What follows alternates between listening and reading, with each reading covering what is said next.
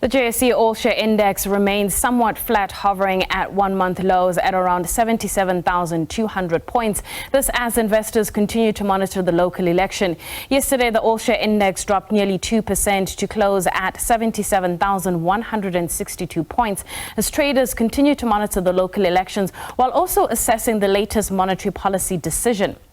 Investors remain anxious over the nature of possible coalitions. This is after the most recent results indicate a massive drop in the ANC support to below the 50% threshold needed for majority in parliament. Earlier this week, before the vote, investors were bullish, confident that the ANC would secure enough votes for a coalition with a smaller party. That drove gains in the rand and other assets. Just before midday, we did see the rand increasing 0.4% to 18.80 to the US dollar from 18.72 to the dollar in the previous trading session. To give us the perspective when it comes to the latest, when it comes to the markets, is Roy Mutuni, who's a portfolio manager at Sanlam Investments. Roy, thank you so much for your time this afternoon. I mean, you look at market reaction yesterday, whether it was the financials, the rand and the bond market. Following on from what we saw yesterday, are we starting to see a recovery in some of these asset classes? Hi, Natasha. Thanks for having me. Look, yesterday was a little bit of a reasonably big move when it sold off just under 2%. But remember, there's lots of things. Yes, there's the election and the uncertainty from there, but there's also a bit of a sell-off offshore as that uncertainty around interest rates. So you put all of that into the wash, you saw a bit of a softer market. Today is very flat. Volume-wise, nothing exceptional, but and when you look at the top 40 or the Aussie, it's basically flat as I guess everyone sits back and waits to have some definitive news out of specifically the election. Yeah. So, I mean, let's go back a little bit, say probably a month ago, and talk to me about what market expectations were going into this election. What were markets looking for or trying to play out here? So there was basically two reactions, or rather two data points that define market reaction. I think the first one was where we had this poll that came out saying the ANC would be below 40%.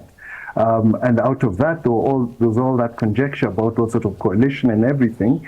And that led to a little bit of a sell-off. And then later on, we started getting all these polls saying, no, actually, they probably can form a government with one or two of the smaller parties. So there's a lot of complacency and comfort that came in.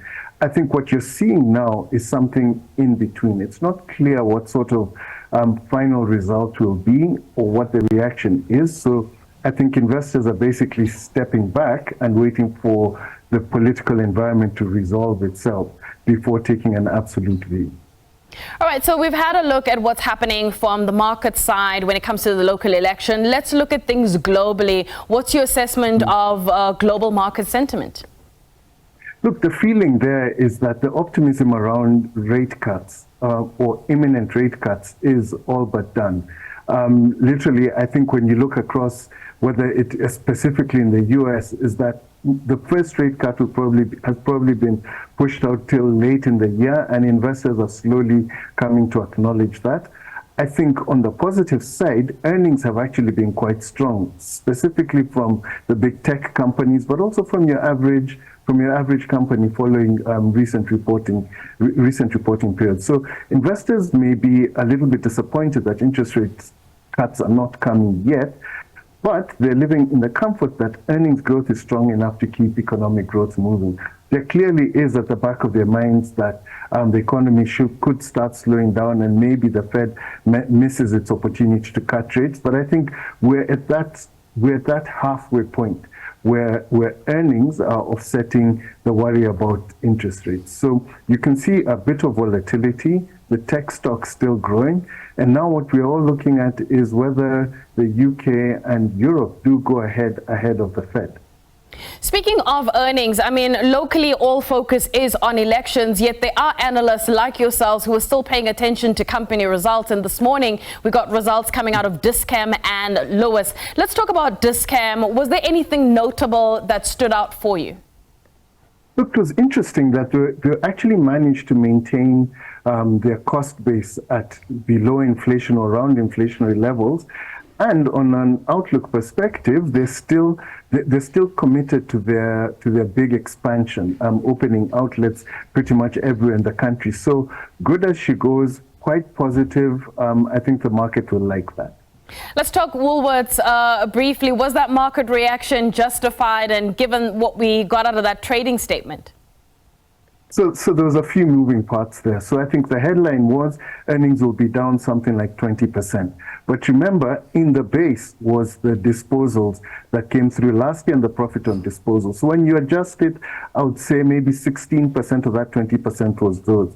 What I think the market was focusing on was the fact that, okay, so food looked quite strong and was gaining market share, but apparel, both in SA and Australia, looked relatively weak, probably going backwards. I guess a reflection of weak consumer buying power and a decline in discretionary markets. So I think when you put all of that together, you just see that it's a little bit of tough times coming for this retailer over the short to medium term. As we wrap up, apart from election outcomes, what else is on your radar as we wrap up the week? Well, like as we saw, the Reserve Bank yesterday decided not to hike or cut rates, kept the outlook relatively soft, relatively flat. But I think we're now beginning to see a slight change in rhetoric. The likelihood is that interest rates will start coming down over the medium term, possibly before the end of the year. And I think they're getting a lot more comfortable with the inflationary outlook, which I think is positive for all of us, because once interest rates start coming down, maybe we see a little bit of growth and a little bit less pressure on the consumer. That, I think, is the main thing here, apart from the election, of course. Roy, thank you so much for your time. That is Roy Mutuni, who's a portfolio manager at Sanlam Investments.